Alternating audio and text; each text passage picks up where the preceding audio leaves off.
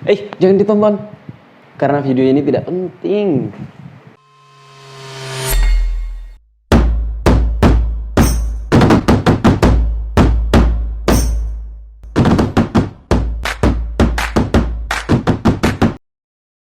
Baik sobat sekalian, salam hormat, salam kenal dari saya Fata Pujangga di channel yang nggak tahu channel apa ini ya, saya juga nggak tahu. Di sini saya ingin berbagi cerita, berbagi tentang isi buku yang saya baca. Mungkin teman-teman bisa mungkin sebagai rujukan bagi teman-teman yang juga ingin baca. Di sini saya hanya ingin berbagi, hanya ingin memberikan gambaran tentang buku ini. Kalau mereview kayaknya terlalu berat lah, jadi saya berbagi gambaran saja isi buku ini. Mungkin teman-teman sosial, anak-anak sosial ini tahu ya siapa pengarang buku ini. Nih, Francis Fukuyama. Francis Fukuyama ini salah satu ilmuwan tersohor di Amerika Serikat ya. Dia ilmuwan politik, ilmuwan ekonomi politik. Karyanya yang fenomenal itu The End of History and the Last Man. Kira-kira bicara tentang apa ya itu ya? Bicara tentang akhir dari pertarungan Barat dan Timur sebagai petunjuk berakhirnya kemenangan yang diperoleh oleh Barat dengan mendeklarasikan diri sebagai negara demokratis liberal dan kapitalisme pasar bebas gitu. Jadi ini tidak hanya bicara tentang pertarungan ideologi, tapi ini bicara tentang akhir dari sejarah manusia. Saya pikir di dalam buku ini Fukuyama itu ingin merevisi buku yang sebelumnya itu ya. Ternyata dia tetap mempertahankan gagasannya terkait dengan demokrasi liberal tadi. Nah, bicara buku ini tuh gambaran dikitnya ya, saya hanya ingin memberikan gambaran sedikit saja, ulasan dikit. Karena terlalu kompleks. Kalau bicara buku ini secara keseluruhan, ini terlalu padat. Mungkin saya di sini hanya ingin membagi 3 poin aja, dan itu saya singkat-singkat aja biar cepet. Yang pertama yaitu politik identitas di abad ke-21 ini, di mana Francis Fukuyama itu menjelaskan adanya fenomena yang mengancam tatanan demokrasi yang sudah bagus ini gitu. Kata dia ya, apa itu? Yaitu politik identitas.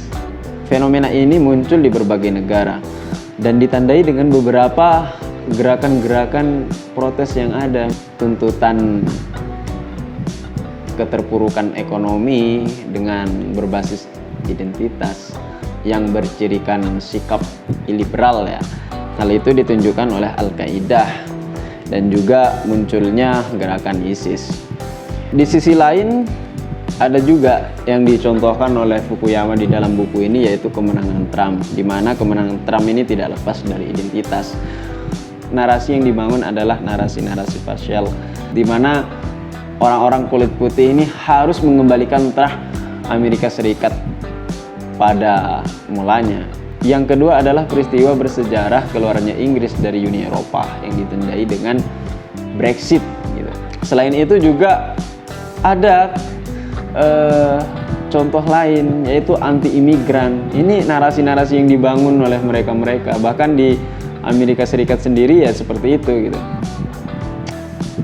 Negara yang sangat liberal bisa muncul politik identitas semacam itu gitu. Di abad ke-21 ini kelompok kanan spektrum politiknya sudah terbelah antara kelompok kanan dan kelompok kiri. Ini sudah beda paradigma gitu. Tuntutan mereka bukan lagi persoalan ekonomi, melainkan lebih dari itu, yaitu identitas, di mana kelompok kanan ini memperjuangkan patriotisme, nasionalisme gitu. Beda dengan sebelumnya, mereka lebih memperjuangkan konsep kebebasan rasional individualismenya mereka gitu. Dan kelompok kiri pun juga begitu, mereka memperjuangkan kesetaraan ekonomi yang mengakomodir kaum buruh dengan paradigma Marxian. Nah, gimana cara memahami politik identitas ini, kata si Fukuyama? Kita tidak cukup menggunakan perspektif ekonomi politik saja. Kalau selama ini menggunakan pendekatan ekonomi politik, kita harus mencari cara lain nih, gimana cara memahaminya gitu. Kemudian dia menawarkan satu konsep teoritik yang sebagaimana dijelaskan oleh Socrates dulu katanya, yang berkaitan dengan human nature. Fukuyama mengutip Socrates, di dalam diri manusia itu terdapat 3 unsur atau sifat. Yang pertama adalah keinginan, yaitu hawa nafsu, desire. Dan yang kedua adalah akal sehat atau rasionalitas. Kemudian yang ketiga yaitu thymos, dalam bahasa Yunani itu thymos atau spirit, semangat. Thymos ini secara naluriah ini tuntutan terhadap identitas diri kita. Thymos ini merupakan penilaian yang diharapkan oleh individu, baik itu dari luar ataupun dalam diri kita sendiri. Nah, penilaian itu yang kemudian timbul baliknya adalah kebencian gitu. Kalau misalkan responnya dari pihak luar itu buruk, maka yang terjadi adalah kebencian yang timbul dalam diri personal tersebut. Yang kedua, kita bisa juga menggunakan pendekatan inside and outside. Jadi penilaian baik itu dari dalam diri kita sendiri atau dari luar. Kemudian yang ketiga itu adalah martabat.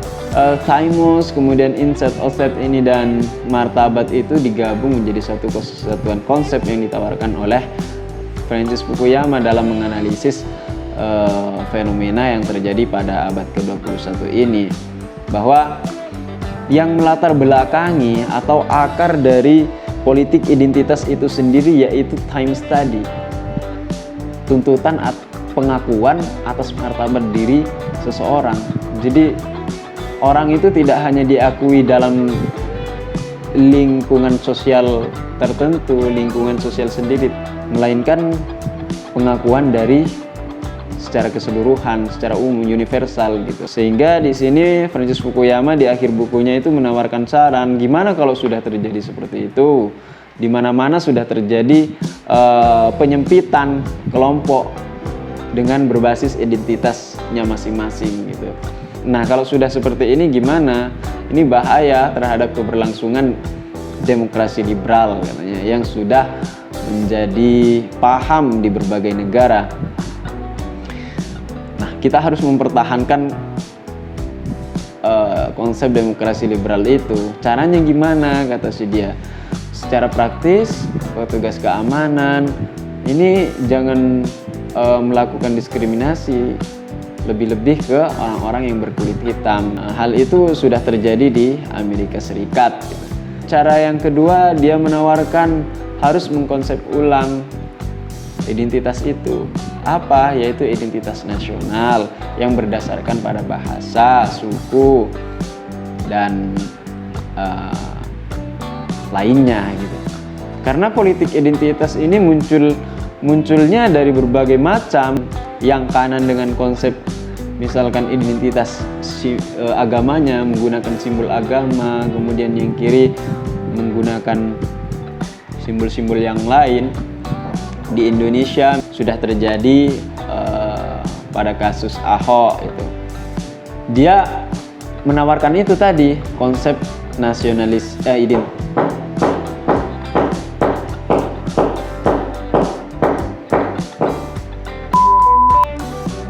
Dia menawarkan itu tadi, konsep identitas nasionalisme yang didasarkan pada bahasa, suku, dan sebagainya gitu. Nah, nanti teman-teman juga bisa baca di sini fungsi dari identitas nasional yang dijelaskan oleh Francis Fukuyama ya. Ini menarik memang untuk kita diskusikan lebih lanjut. Mungkin saya suatu hari biar komunikatif itu nanti saya panggil teman-teman saya yang juga punya buku ini. Ini buku diterbitkan sudah lama sih, di negara asalnya itu sekitar 2018. Kalau di Indonesia baru terbit bulan kemarin. Saya baru beli bulan apa itu kemarin ya, baru beli tanggal 6 bulan 4 kemarin. Ini 2020 diterjemahkan di Indonesia, Maret 2020. Itu saja ya, sekian dari saya.